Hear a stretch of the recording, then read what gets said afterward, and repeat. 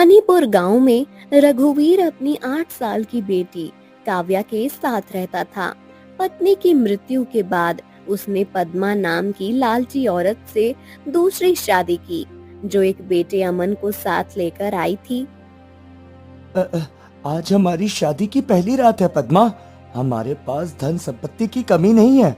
मैंने तुमसे शादी इसलिए की है ताकि मेरी बेटी काव्या को कभी माँ की कमी महसूस ना हो। वो सिर्फ 8 साल की है। उसे हमेशा माँ का प्यार देना तुम। अ, हाँ, बस यही चाहता था मैं।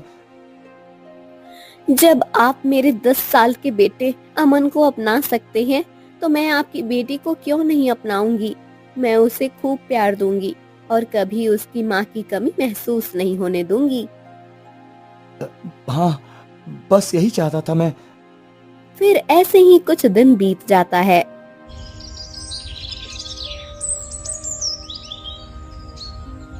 बेटा, बस कुछ दिनों की बात है, जल्दी ही तुम्हारे पास सब कुछ होगा।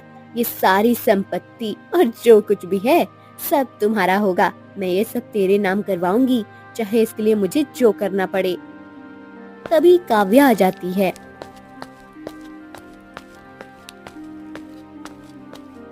माँ, मुझे बहुत जोर से भूख लगी है, कुछ खाने को दो ना। मुझे आलू के पराठे खाने हैं, मुझे वही देना। अच्छा ठीक है काव्या, बैठो, मैं तुम्हारे लिए अभी बना कर लाती हूँ। इतना कहकर पद्मा किचन में जाती है। माँ, अभी तो उसने मेरे सारे खिलौने तोड़ दिए और आप उसके लिए आलू के पराठे बना रही हो। आप लगते नहीं हो कि मेरी माँ हो कि उसकी माँ हो। मुझे आपसे बात नहीं करनी है। बेटा, अभी हम उसके घर में रह रहे हैं। अगर उसे जरा सा भी तकलीफ हुई तो उसके पिता हमें यहाँ से निकाल देंगे, इसलिए अभी चुप रहो। वक्त आने पर सब बदल जाएगा। फिर ऐसे ही कई दिन बीत जाता है। एक दिन पद्मा सब्जियां लाने बाजार जाती है और जैसे ही उधर से घूम रही होती है, तभी रास्ते में तो औरतें आपस में बात कर रही होती हैं।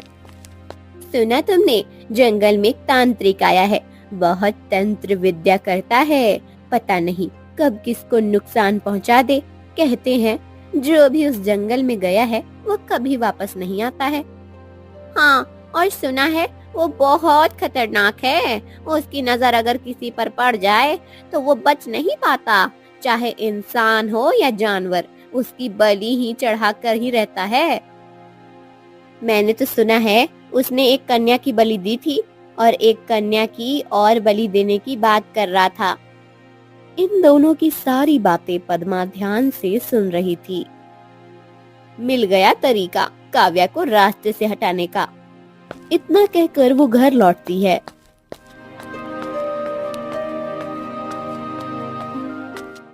अरे, कहाँ रह गई थी इतनी देर?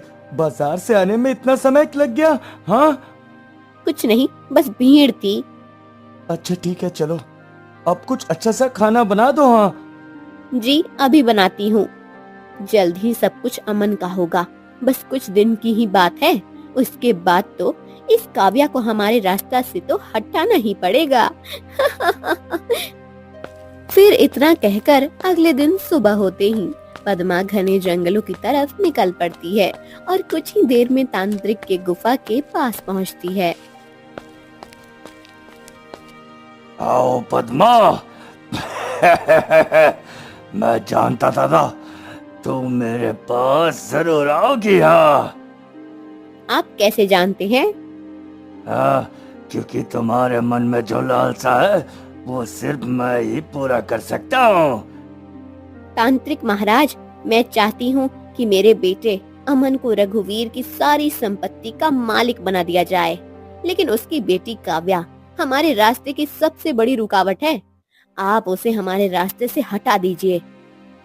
अच्छा, उसकी कुंडली दिखाओ। मेरे पास नहीं है, पर उम्र 8 साल 2 महीने है। नाम काव्या है। वो रघुवीर की पहली संतान है। उसकी माँ मर चुकी है। अनर्थ, ये लड़की साधारण नहीं है। इसके भाग्य में अपार दौलत और एक रहस्य छुपा है। मैं इसे सीधे नहीं मार सकता। हाँ, महाराज, कुछ तो उपाय बताइए। अगर ये जीवित रही तो मेरा बेटा कभी वारिस नहीं बन पाएगा। इसे मारना मुश्किल है पर असंभव नहीं। जंगल के दक्षिण में एक श्रापित गुफा है, उसे वहां छोड़ दो।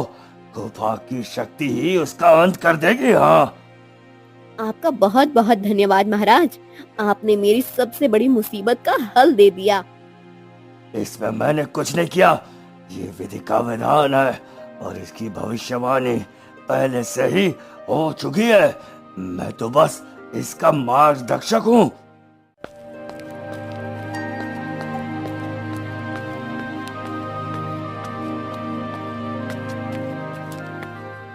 फिर पद्मा खुश होकर घर आ जाती है।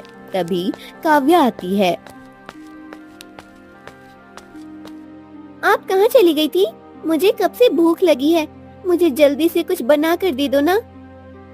हाँ काव्या बेटी, अभी लेकर आती हूँ। हाय रे मेरी किस्मत, जिसे मैं अपने रास्ते से हमेशा के लिए हटाना चाहती हूँ, उसी के लिए मुझे रोज रसोई बनानी पड़ रही है। लेकिन अब ज्यादा दिन नहीं, बस एक दिन और, फिर ये मेरे जीवन से हमेशा के लिए दूर हो जाएगी और मुझे कोई रोकने वाला नहीं होगा।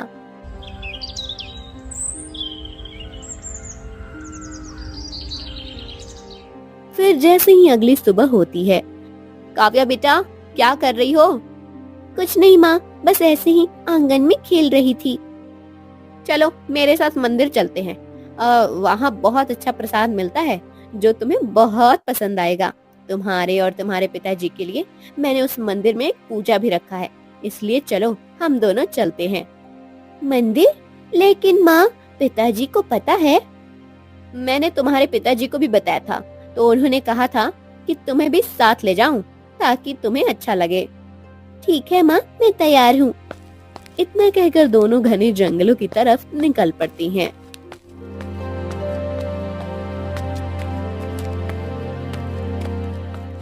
माँ, यहाँ बहुत डरावना लग रहा है, अब घर वापस चलो ना, मैं पिताजी के पास जाना चाहती हूँ।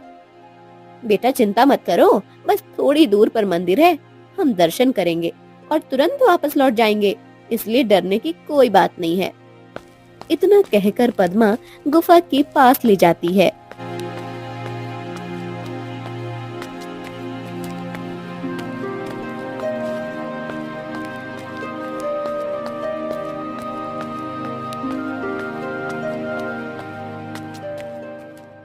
बेटा देखो, सामने ये गुफा दिख रही है, इसके अंदर सिर्फ बच्चे जाते हैं और माता रानी उन्हें दर्शन देती है, इसलिए तुम अंदर जाओ और प्रणाम करके आओ, मैं यहीं बाहर खड़ी रहूंगी। माँ मुझे डर लग रहा है, मैं अकेले नहीं जाऊंगी, आप भी चलो ना। अब देखो बेटा, अगर अंदर बड़ों को जाने की अनुमति होती तो मैं जरूर तुम्हारे साथ जाती, मैं तुमसे बहुत प्रेम करती हूँ, लेकिन ये माता का नियम है कि सिर्फ बच्चे ही अकेले अंदर जाएं। अच्छा ठीक है माँ, मैं जाती हूँ। काव्या गुफा के अंदर चली जाती है। अब मुझे यहाँ से जल्दी निकलना होगा, इस जंगल में जो भी गया वो कभी वापस नहीं आया और ये भी अब लौट कर नहीं आएगी। पद्मा वहाँ से चली जाती है।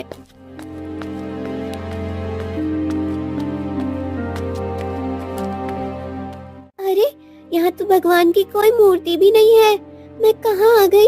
मैं वापस जाती हूँ, मुझे यहाँ से जाना होगा। माँ, माँ, कहाँ हो आप? चारों ओर देखती है लेकिन कोई नहीं था। तभी सामने एक पत्थर की मूर्ति दिखती है। ये कैसी मूर्ति है? अब शायद माँ इसी के लिए कह रही थी दर्शन करने को। काव्या मूर्ति को छूती है, तभी मूर्ति से रानी प्रकट होती है। आप कौन है? मुझे छोड़ दीजिए, मैंने कुछ नहीं किया। डरो मत बेटी, मैं कई वर्षों से इस पत्थर की मूर्ति में श्रापित थी। तुम्हारे स्पर्श से मेरा श्राप टूट गया और मैं अब आजाद हूँ। आप इतने सालों से मूर्ति में थी? हाँ, और मैं तुम्हारी प्रतीक्षा कर रही थी और आज तुम्हारी वजह से मैं अब आजाद हुई हूँ। माँ मुझे छोड़कर चली गई, मुझे बहुत डर लग रहा है। रो मत, जिस तरह तुमने मुझे मुक्त किया, उसी तरह मैं भी तुम्हारी हर मुसीबत में तुम्हारी रक्षा करूंगी। ये लो, ये जादुई कंगन तुम्हें हमेशा सुरक्षित रखेगा। इसे कभी अपने से दूर मत करना। क्या सच में ये मेरी रक्षा करेगा? हाँ बेटी, हर समय। रानी धीरे धीरे गायब हो जाती है। फिर काव्या गुफा से बाहर निकलती है।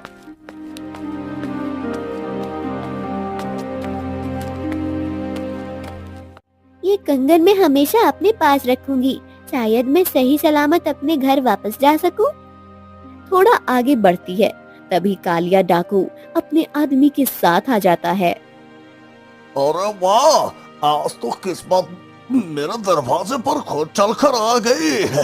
एक बच्ची और ऊपर से शक्ल सूरत से बिल्कुल अच्छे घराने की लग रही है। इसे अगवा करके बेच देंगे तो ढेरों सोना चांदी और पैसे हमारे हाथ आएंगे। हाँ मालिक, आप बिल्कुल सही कह रहे हैं। इसके कपड़े और चेहरे देखकर ही लग रहा है कि इसके घर वाले बहुत अमीर होंगे। हमें फिरौती में इतना मिलेगा कि सालों तक चोरी डकैती करने की जरूरत नहीं पड़ेगी। हैं तो फिर देर किस बात की? चलो इसे उठा लेते हैं और जल्दी से अपने अड्डे पर ले चलते हैं। ओए चल, अब तू मेरे साथ चल। अब नहीं, मैं तुम्हारे साथ नहीं जाऊंगी। मुझे जाने दो, मुझे छोड़ दो। और ऐसे कैसे छोड़ दो तुझे? तू तो मेरे लिए सोने के अंडे देने वाली मुर्गी है। अगर तुझे बेच दूं तो राजा बन जाऊंगा। ये छोटी मोटी डकैती से हमारा गुजारा नहीं होता। अब कुछ बड़ा करने का वक्त आ गया है। हाँ। नहीं, मुझे छोड़ दो। मैंने तुम्हारा कुछ नहीं बिगाड़ा है। कालिया डाकू बच्ची को पकड़ने के लिए आगे बढ़ता है। अचानक कंगन से तेज रोशनी निकलती है। एक अदृश्य ताकत कालिया डाकू को जोर से धक्का मारकर दूर गिरा देती है। अरे ये क्या हो गया? मुझे किसने धक्का दिया? पता नहीं सरदार, मैं पकड़ता हूँ इसे। हाँ। मंगरू काव्या को पकड़ने के लिए आगे बढ़ता है। तभी उसे भी कंगन से बिजली जैसा झटका लगता है और वो दूर जाकर गिर पड़ता है। सरदार, यहाँ कुछ गड़बड़ है।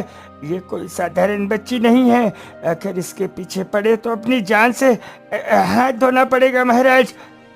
ओहो, चल भाग यहाँ से मंगरू। ये मुझसे भी नहीं संभाली जाएगी। भाग। दोनों भाग जाते हैं। हे भगवान, ये दोनों अचानक क्यों भाग गए? लगता है ये कंगन ही मेरी रक्षा कर रहा है। धन्यवाद कंगन, तुमने मेरी जान बचाई। अब मैं कहाँ जाऊँ? वहीं दूसरी तरफ रघुवीर। पद्मा, काव्या कहाँ है? सुबह से दिखाई क्यों नहीं दे रही? जल्दी से उसे मेरे पास लेकर आओ। पता नहीं जी, मैं भी सुबह से उसे ढूंढ रही हूँ, लेकिन वो कहीं दिखाई नहीं दे रही। पता नहीं कहाँ चली गई।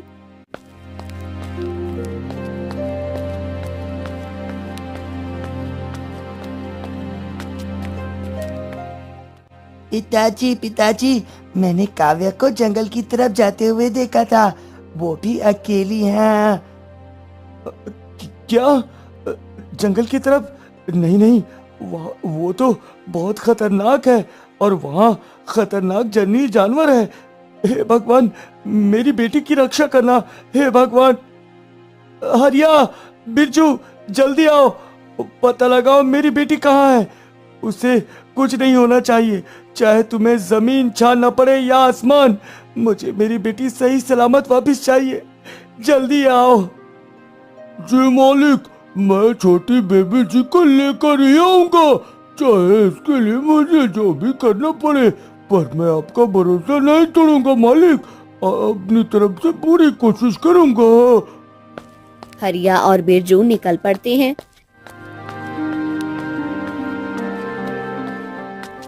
पद्मा, तुमसे शादी मैंने सिर्फ इसलिए की थी ताकि मेरी बच्ची को माँ का प्यार मिल सके। लेकिन तुम इतनी बड़ी लापरवाह हो सकती हो, ये मैंने सोचा भी नहीं था। पता नहीं मेरी बच्ची किस हालत में होगी, कहाँ होगी। ऊपर वाला मेरी बेटी की रक्षा करना।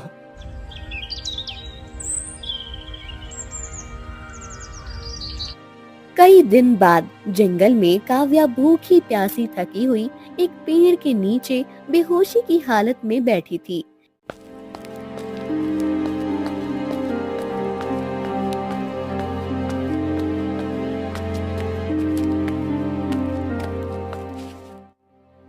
अरे ये बच्ची यहाँ अकेली क्यों पड़ी है?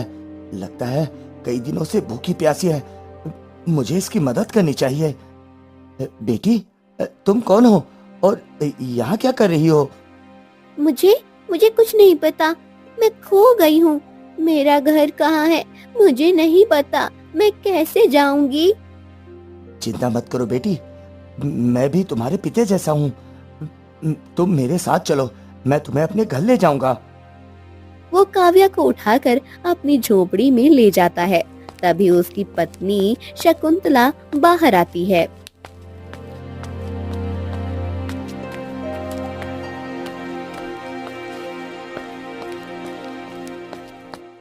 अरे भाग्यवान, ये बच्ची कहाँ से ले आए? ये जंगल में पेड़ के नीचे बैठी हुई थी, भूखी प्यासी।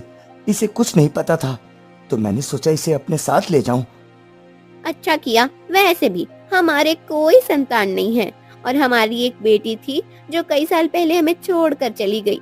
लेकिन ना जाने क्यों इस बच्ची को देखकर लगता है जैसे वो हमारी ही हो। हाँ भाग्यवान, अब से ये हमारे साथ ही रहेगी। हाँ।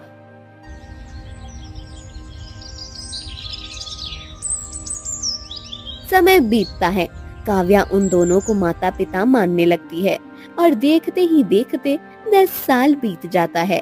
एक दिन, पिताजी, आप इतना मेहनत क्यों करते हैं? अब आपकी उम्र हो गई है, आपको आराम करना चाहिए। मैं जंगल जाऊंगी, लकड़ियाँ काटूंगी, बेचूंगी। आप बस घर पर रहिए। अरे बेटिया, तू मेरी बिटिया है, तुझसे मैं ये भारी काम कैसे करवाऊं? ये काम मर्दों का है। हाँ। पिताजी, इसमें मर्द और औरत का क्या सवाल है? अब मैं आपकी बेटी हूँ, तो आपका हाथ क्यों नहीं बटा सकती हूँ? आपको रोज ये भारी लकड़ियाँ ढोते देखकर मेरा मन दुखता है। तभी शकुंतला बाहर आती है। अरे, ये बाप बेटी में कैसी बहस हो रही है, जरा हमें भी बताओ। माँ, पिताजी मुझे जंगल नहीं जाने देंगे। मैं कह रही हूँ कि मैं भी लकड़ियाँ काटूंगी, लेकिन ये मानते ही नहीं। बेटी, तेरी उम्र ही क्या है, अभी तो तुझे आराम से खेलना और अच्छा खाना पीना चाहिए। माँ, पिताजी इतने बूढ़े हो गए हैं, मैं कैसे उन्हें अकेला ये सब करने दूं? इतना कहकर गणेश और काव्या जंगल की ओर निकल जाते हैं। शकुंतला उन्हें देखती रहती है।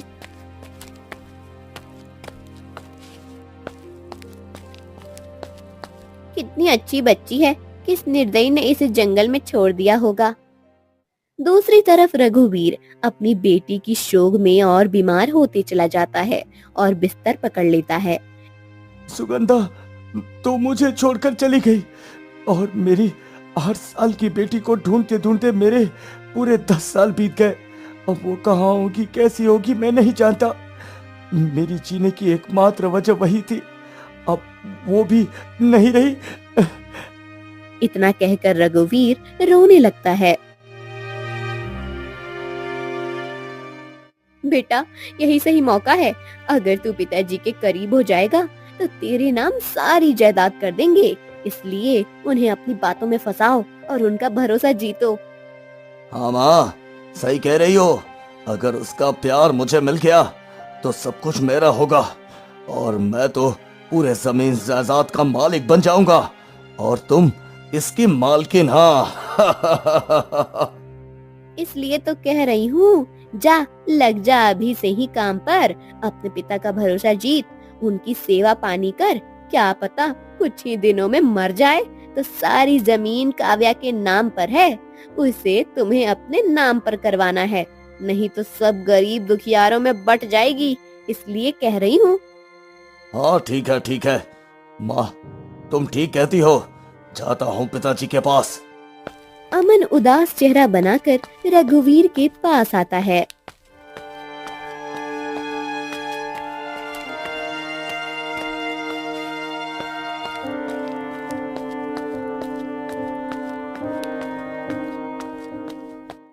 पिताजी, मैं भी तो आपका बेटा हूँ, क्या आप मुझसे प्यार नहीं करते? मत रोइए ना, मैं जानता हूँ काव्या का जगह नहीं ले सकता मैं, लेकिन मैं भी तो आपका बेटा हूँ। नहीं बेटा, ऐसा मत कहो, मैं तुमसे भी उतना ही प्यार करता हूँ जितना अपनी बेटी से करता था, पर वो यादें मुझे छोड़ती ही नहीं। पिताजी, आपको अब उसे भूल जाना चाहिए, इतने साल हो गए पिताजी। तभी हरिया आता है।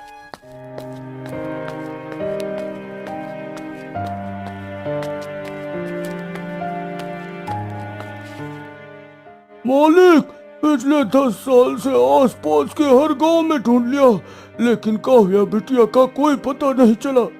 माफ कीजिए, लेकिन मुझे नहीं लगता कि अभी वो जिंदा होगी। हाँ, तुम शायद सही कह रहे हो, अब मुझे उसे भूल जाना चाहिए। रघुवीर की आंखें अचानक उलटने लगती हैं। वो गिरकर बेहोश हो जाता है। मालिक, मालिक, क्या हुआ आपको? मालिक उठिए ना, आंखें खोलिए मालिक, आंखें खोलिए। पद्मा जल्दी से पास आती है, लेकिन चेहरे पर एक चालाकी भरी मुस्कान के साथ।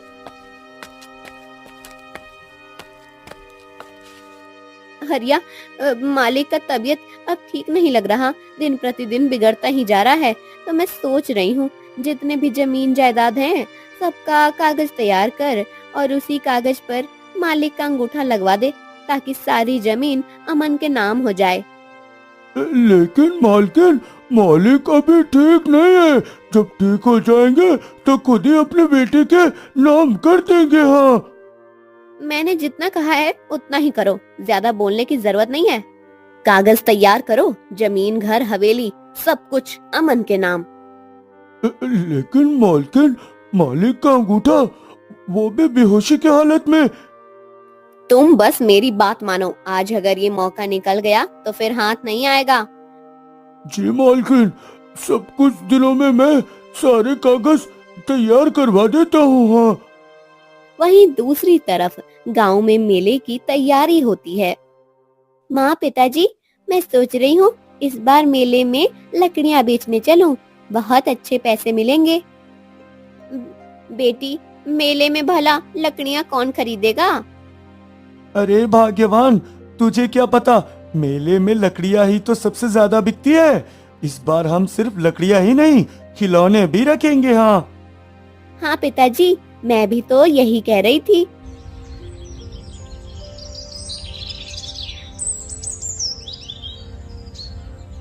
फिर देखते ही देखते मेले लगने के दिन आ जाते हैं। पिताजी, आज तो मेला का पहला दिन है, हमें अच्छे पैसे मिलेंगे। गणेश उठता है, लेकिन अचानक चक्कर खाकर गिर जाता है। पिताजी, पिताजी, क्या हुआ आपको? उठिए ना, कुछ बोल क्यों नहीं रहे हैं? अरे बेटा, इन्हें कमजोरी है, ज्यादा मेहनत करने से चक्कर आ गया। मैंने कितनी बार कहा है जो लकड़ियां काटना छोड़ दे और कोई दूसरा काम कर ले, पर ये मेरी एक सुनते कहाँ हैं, अपनी मर्जी की हमेशा करते रहते हैं। माँ, आप पिताजी का ध्यान रखो, मैं अकेली लकड़ियां लेकर मेले में जाऊंगी। अकेली? नहीं बेटी, मेले में जाने कैसे लोग आते हैं। चिंता मत करो माँ, ये कंगन है ना, ये मेरी रक्षा करेगा। ठीक है बेटी, लेकिन जल्दी लौट आना। काव्या मुस्कुराकर लकड़ियां का गट्ठर उठाती है और मेले की ओर निकल जाती है।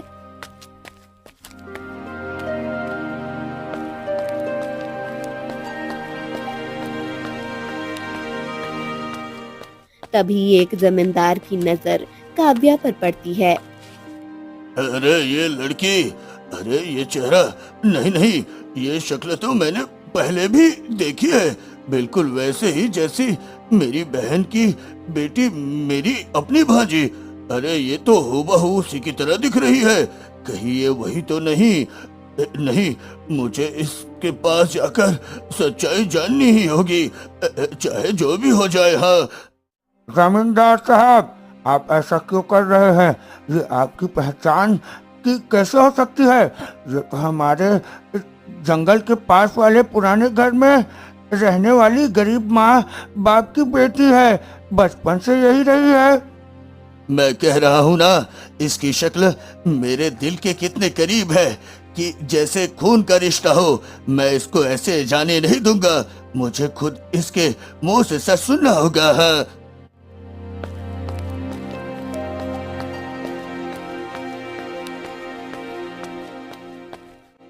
सुनो लड़की, तुम कौन हो? कहाँ से आई हो? तुम्हारी आंखों में, तुम्हारे चेहरे में, हर हाव भाव में मुझे मेरी भांजी की झलक दिखाई दे रही है। तुम मुझसे कुछ छिपा तो नहीं रही? मैं आपको नहीं जानती, ना ही मुझे आपकी किसी भांजी के बारे में पता है। मैं तो बस एक गरीब माता पिता की बेटी हूँ और इस बेरहम दुनिया में किसी तरह छोटे मोटे काम करके लकड़ियाँ बेचकर अपनी जिंदगी गुजार रही हूँ। हे भगवान, ये कौन है? मैंने इसे कहीं तो देखा भी नहीं है, फिर ये मुझसे ऐसे क्यों बात कर रहा है, जैसे कि ये मुझे बहुत दिनों से पहले से ही जानता है। तुम चुप क्यों हो? तुम्हारी आंखें बहुत कुछ कह रही है, लेकिन जुबान खामोश है। मुझे यकीन है तुम मुझसे कुछ छुपा रही हो। तुम्हारा सच जरूर जानकर रहूंगा मैं। हाँ।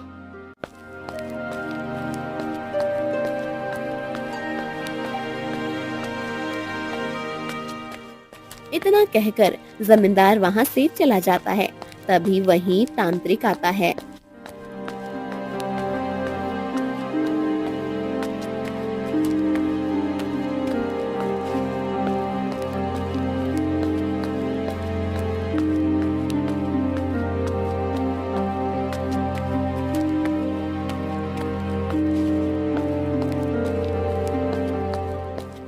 हाँ हाँ हाँ हाँ हाँ, ये वही लड़की है जिसकी कुंडली में अनोखी शक्ति है, और ये उसके हाथ में ये चमक तो जादुई कंगन है जिसके मिलने से मैं सबसे शक्तिशाली बन जाऊंगा। आज नहीं तो कभी नहीं, मुझे इसको जान से मारना ही होगा, और इसकी शक्तियों के साथ इसका कंगन मुझे चाहिए। हाँ। क्या चाहिए आपको? लकड़ियाँ दूँ आपको?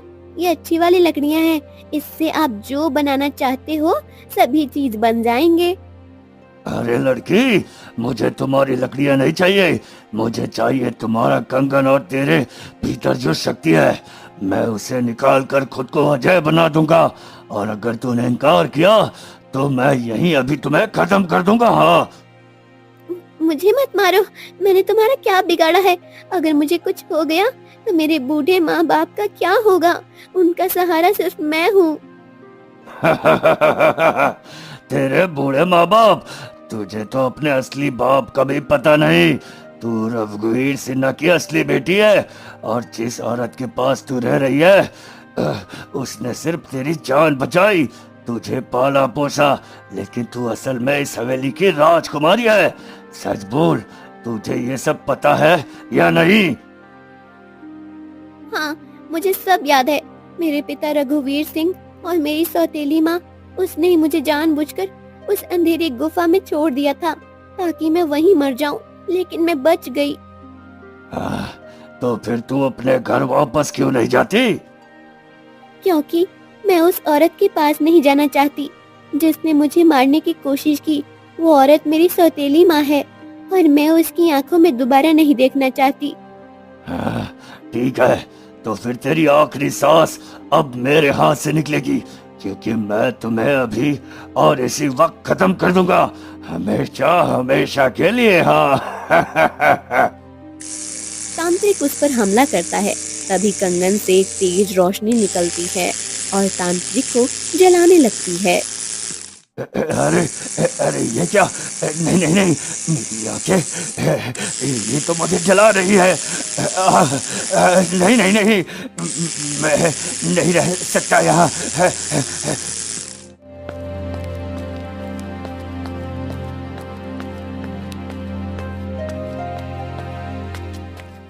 इतना कहकर तांत्रिक वहाँ से भाग जाता है। लेकिन तांत्रिक और काव्या की सारी बातें हरिया जो कि बगल में खड़ा होता है वो सब सुन लेता है।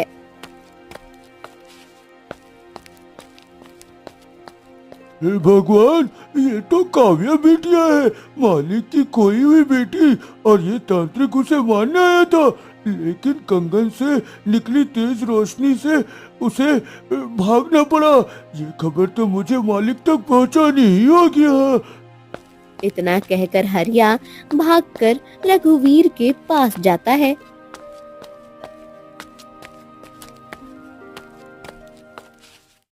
मालिक, मालिक गजब हो गया, ऐसा खबर लाया हूँ कि आपका दिल दहल जाएगा मालिक। अब इससे बड़ा अनर्थ क्या होगा?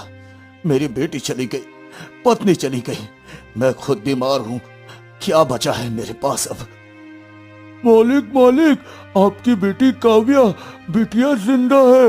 मैंने अपनी आंखों से देखा, मेले में वो लकड़ियां बेच रही थी और एक तांत्रिक उसे मारने वाला था, लेकिन उसके कंगन से ऐसी रोशनी निकली कि वो डरकर भाग गया। क्या तुम सच कह रहे हो? फिर उसे यहाँ क्यों नहीं लाए? चलो मुझे उसके पास ले चलो, चलो। तभी ये बातें पद्मा सुन लेती है। सब खत्म हो गया, मेरा सारा खेल बर्बाद हो गया। अमन को लेकर यहाँ से भागना ही होगा। और वो भागकर अमन के पास जाती है। अमन बेटा, अभी इसी वक्त हवेली छोड़नी होगी। काव्या जिंदा है और हरिया ने उसे देख लिया है। अगर तुम्हारे पिता को पता चल गया तो वो हमें जिंदा नहीं छोड़ेंगे। माँ, क्या हो गया? हम तो अमीर होते होते रह गए, अब क्या करेंगे? पहले यहाँ से निकलो, फिर आगे की चाल चलेंगे। पहले जान बचाओ, नहीं तो हम मारे जाएंगे और किसी को पता तक नहीं चलेगा। पद्मा कहाँ है? तू जल्दी मेरे पास आ, मेरे सामने आ। आज मैं तुझे जिंदा नहीं छोड़ूंगा। तेरी वजह से मेरी बेटी मुझसे दूर हो गई, मैं तुझे बख्शूंगा नहीं। मालिक, मैंने पूरा घर छान मारा, लेकिन न पद्मा मिली न अमन। लगता है दोनों सब पता चल गया होगा और घर छोड़कर भाग गए। अब देर मत कीजिए, हमारे साथ चलिए, हम काव्या बेटी को वापस ले आएंगे। हाँ चल हरिया, मुझे अपनी बेटी किसी भी हालत में चाहिए, चाहे इसके लिए मुझे कुछ भी क्यों ना करना पड़े। मेरी बच्ची 10 साल से पता नहीं कैसी हालत में रही होगी। चल अमन बेटा, जल्दी चलो, हमें तांत्रिक की गुफा में पहुंचना होगा, वही हमारी आखिरी उम्मीद है। माँ, इतनी जल्दी क्यों भाग रहे हैं? बेटा, अगर तांत्रिक ने हमारी मदद नहीं की तो सब खत्म हो जाएगा। वह लड़की अब तक जिंदा है और उसे सब याद भी है। अगर वो हवेली पहुंच गई तो हमारा खेल खत्म हो जाएगा। तो आ गई आखिरकार। मैं भी कब से तुम्हारे आने का इंतजार कर रहा था। मैंने काव्या को मारने की कोशिश की थी, लेकिन उसके भीतर कोई ऐसी अदृश्य शक्ति है जो उसकी रक्षा कर रही है। मैं हार मानकर लौट आया। हाँ। बाबा, अब तो आप ही हमारी मदद कर सकते हैं। उसकी याददाश्त मिटा दीजिए ताकि वो हमें पहचानने से इनकार कर दे और हमें अपना समझने लगे। हाँ, तुम सही कहती हो, उसने मुझे भी अपमानित किया है। सबके सामने मेरी इज्जत की मिट्टी मिल गई। मैं अभी उसकी सारी याददाश्त खत्म कर देता हूँ। हाँ। तभी तांत्रिक अपनी तंत्र विद्या से काव्या का याददाश्त मिटा देता है और वहीं दूसरी तरफ बेटी काव्या, मैं तुम्हारा पिता हूँ। इतने सालों तक मेरे पास क्यों नहीं आई? तुम कैसी हो बेटी, कैसी हो? आप कौन हैं और मुझे अपनी बेटी क्यों कह रहे हैं? मैं आपको नहीं जानती, आप यहाँ से चले जाइए। काव्या, मैं तुम्हारा पिता हूँ, तुम मुझे कैसे भूल सकती हो? मुझे नहीं पता आप कौन हैं, लेकिन मुझे यूं परेशान मत कीजिए। मेरे माता पिता मेरा इंतजार कर रहे होंगे, मैं उनके पास जा रही हूँ। इतना कहकर काव्या वहाँ से चली जाती है।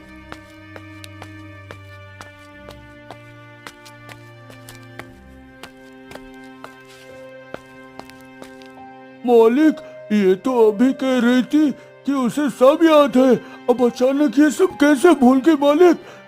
अगर ये मेरी बेटी है तो मुझे पहचानने से इनकार क्यों कर रही है? मुझे इसका पता लगाना होगा। इसका चेहरा तो मेरी बेटी से थोड़ा बहुत मिलता ही है। ये मेरी बेटी ही है। मालिक, कुछ तो गड़बड़ है। हमें इसका पीछा करना चाहिए ताकि पता चले ये किसके साथ रहती है। इतना कहकर रघुवीर और हरिया काव्या का पीछा करने लगते हैं। फिर कुछ ही देर में जैसे ही काव्या झोपड़ी के बाहर आती है। सारी लकड़ियाँ बिक गई बेटी? हाँ पिताजी, सारी लकड़ियाँ बिक गई हैं। अब कल के लिए थोड़ी सी लकड़ियाँ जंगल से जाकर काट आती हूँ। ये तो क्या कह रही है बेटी?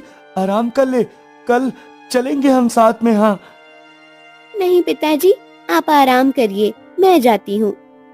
इतना कहकर काव्या जंगलों की तरफ चली जाती है।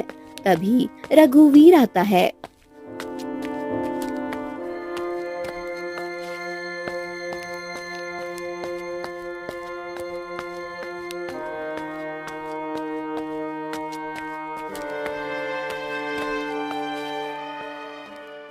ये लड़की कौन है और कब से तुम्हारे पास है? मुझे इसकी पूरी जानकारी चाहिए। मालिक, ये लड़की मुझे जंगल में मिली थी। उस वक्त ये 8 साल की थी। 3 दिन से भूखी प्यासी बैठी थी। मैं इसे अपने घर ले आया। तब से ये हमें माता पिता मानती है।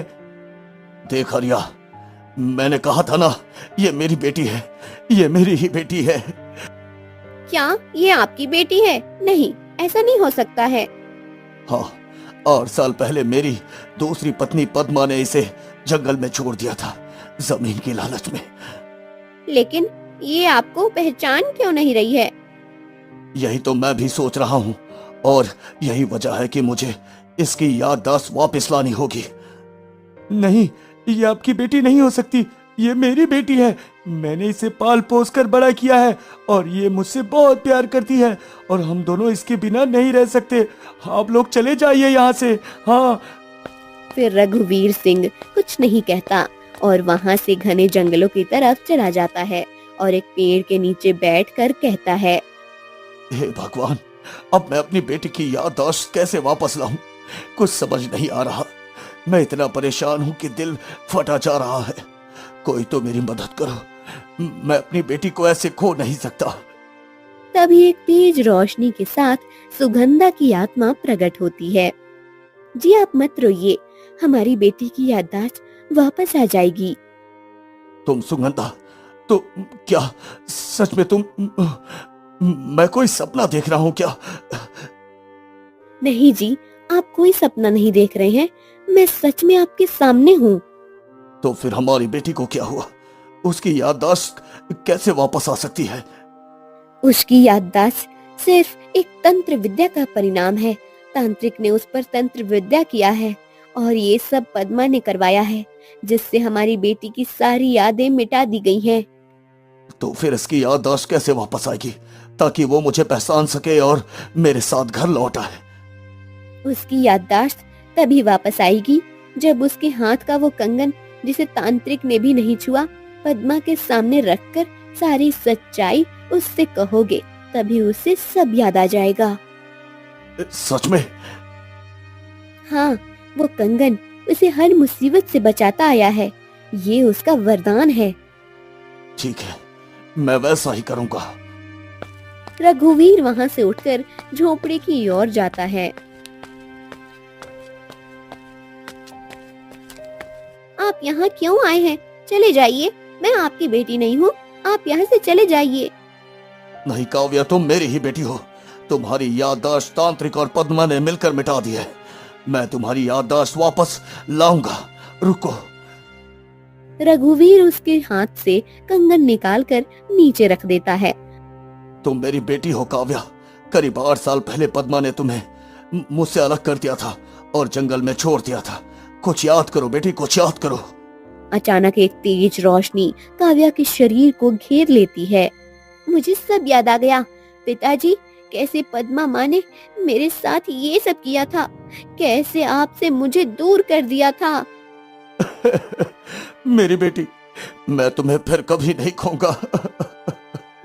नहीं खोऊंगा बेटी। पिताजी, मैं आपके साथ तो चलूंगी, लेकिन अपने इन दोनों माता पिता को भी नहीं छोड़ सकती।